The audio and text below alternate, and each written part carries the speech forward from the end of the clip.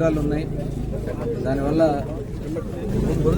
ఆడపిల్లలకి ఇబ్బంది అయిందని చెప్పి గత రాత్రి నుంచి స్టూడెంట్స్ అందరూ కూడా పెద్ద ఎత్తున ఆందోళన చేస్తూ ఉన్నారు. ఈ విషయం తెలిసిన వెంటనే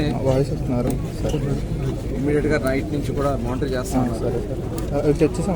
అలాగే గౌరవ ముఖ్యమంత్రి గారు చంద్రబాబు నాయుడు గారికి దృష్టికి వెళ్ళిన వెంటనే మమ్మల్ని అందరికీ మరి జిల్లాకు సంబంధించిన మంత్రిగా నన్ను, అలాగే శాసనసభ్యులు వడన కాన్స్టిట్యున్సీ కృష్ణప్రసాద్ గారిని, అలాగే పామర్ కాన్స్టిట్యున్సీ శాసనసభ్యులు కుమార్ రాజా గారిని, మాజీ శాసనసభ్యులు రా వెంకటేశ్వరరావు గారిని, అలాగే మాజీ పార్లమెంట్ సభ్యులు వెంకట నారాయణరావు గారిని, అలాగే కలెక్టర్ గారు, ఎస్పీ గారు అందరూ కూడా ఇక్కడ రావడం జరిగింది. స్టూడెంట్స్ అందరితో కూడా మాట్లాడటం కూడా జరిగింది. దాదాపు వాళ్ళు చెప్పేది ఏంటంటే 3 days బ్యాకే వార్డెన్ గారికి మేము చెప్పాం, ఇది యాజమాన్యం దృష్టికి కూడా వెళ్ళింది అని చెప్పి వాళ్ళు చెప్తా ఉన్నారు. అయినా కూడా అక్కడ ఎటువంటి ఇది జరగలేదు. దాని మీద మాకు భయం వేసి మేము అందరూ కూడా ఆందోళన చేయడం జరుగుతుందని చెప్పారు. వాళ్ళందరికీ కూడా, ఎందుకంటే ఇది చాలా దురదృష్టకరం. ఇక్కడైతే ఏం జరిగింది ఏంటనేది కూడా ఎంక్వైరీ జరగాల్సినటువంటి అవసరం, పూర్తి స్థాయిలో విచారణ జరగాల్సినటువంటి అవసరం ఉంది. రాత్రి కంప్లైంట్ కూడా రిజిస్టర్ చేశారు, ఎఫ్ఐఆర్ కట్టారు. అయితే స్టూడెంట్స్ కూడా చాలామంది ఆడపిల్లలు ఏదో జరిగిపోయిందని చెప్పి తీవ్రమైనటువంటి ఆందోళనతో వాళ్ళందరూ కూడా భయపడుతున్నారు.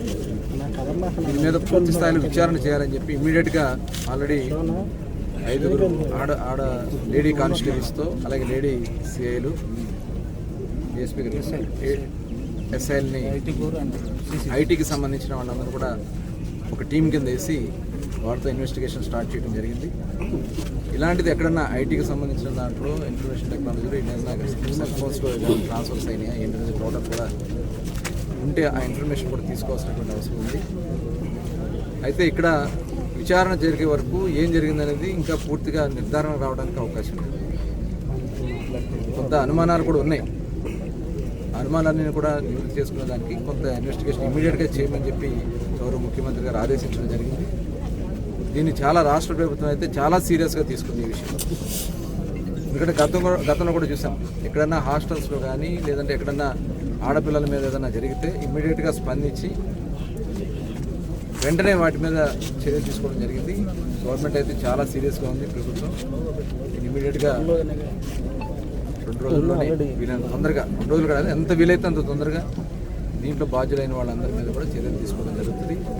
వాళ్ళ మీద సివియర్ యాక్షన్ ఉంటుంది, మామూలు యాక్షన్స్ కాదు, చాలా సివియర్గా యాక్షన్స్ ఉంటాయి. దాంట్లో ఎటువంటి అనుమానాలు లేవు. మరి స్టూడెంట్స్ అందరూ కూడా హామీ ఇవ్వడం కూడా జరిగింది. మరి ఫైనల్ ఇయర్కి సంబంధించినటువంటి వాళ్ళు చాలామంది రాత్రి నుంచి ఇక్కడ ఉన్నారు, మాకేమన్నా కెరీర్కి సంబంధించి ఇబ్బంది వస్తామంటే దానికి కూడా యాజమాన్యం వాళ్ళందరూ కూడా మాట్లాడారు. వాళ్ళు కూడా చెప్పడం జరిగింది ఎటువంటి ఇబ్బంది లేదని. ఇందులో ఏదన్నా ఉన్నా కూడా ఎంతటి వారినైనా వదిలేసే సమస్య లేదు. కింద వాళ్ళు చెప్పేది స్టూడెంట్స్ ఉన్నారు, వార్డెన్ ఉన్నారని, అలాగే కాలేజీ యాజమాన్యం దృష్టి కూడా తీసుకెళ్ళామని, ఇవన్నీ కూడా చూసిన తర్వాత ఏదన్నా ఎవరి ఇన్వాల్వ్మెంట్ ఉన్నా కూడా అవసరమైతే కాలేజ్ మీద కూడా చర్యలు తీసుకోవడానికి కూడా ప్రభుత్వం సిద్ధంగా ఉందనే విషయాన్ని తెలియజేస్తాం.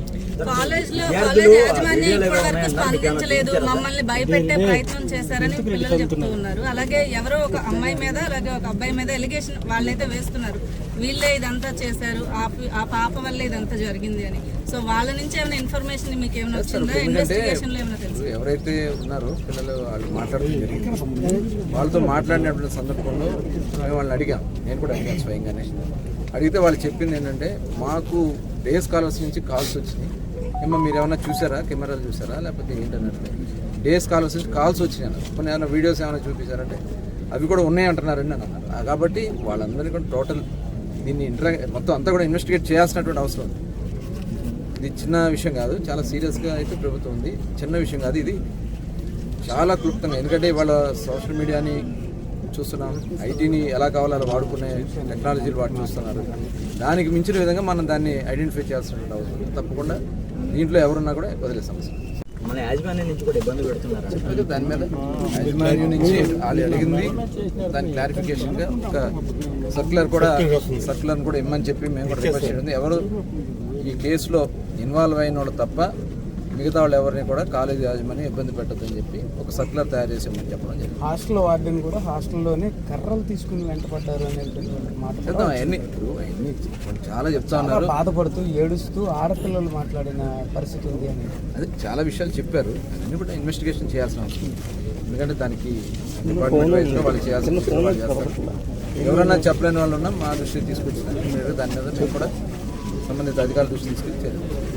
సార్ ఇప్పుడు ఎటువంటి వీడియోలు బయటికి రాలేదు, ఎటువంటి వీడియోలు లేవని ఎస్పీ సార్ నుంచి ఒక ప్రకటన వచ్చినట్టు సార్ ఎస్పీ గారు ఇచ్చారా? ఇస్తే ఏ ఆధారాలను బేస్ చేసుకుని ఇచ్చారు సార్? అంటే వీడియోలో అయితే ఇంతవరకు బయటకు రాలేదనేది అందరూ కూడా చెప్తున్న విషయం. కాదు ఇక్కడ ఏదో జరిగింది అనేది ఉంది కాబట్టి ఇన్వెస్టిగేట్ చేస్తాం. సార్ అంటే అంతమంది ఆడపిల్లలు రోడ్డెక్కి మాకు అన్యాయం జరిగింది, వీడియోలు బయటకు వచ్చినాయని చెప్తుంటే పోలీస్ డిపార్ట్మెంట్ నుంచి అలాంటి వీడియోలు లేవు అనే స్టేట్మెంట్ రావడం ఒక రాంగ్ స్టేట్మెంట్ అని అవుతుంది కదా సార్? అది కాలేజీ వాళ్ళు చెప్పినటువంటి సమాచారం చెప్పినట్టు దీన్ని డీటెయిల్గా ఎంక్వైరీ చేస్తాం. డీటెయిల్గా చేసి ఎవరు ఇన్వాల్వ్ అయినా అదే సమస్య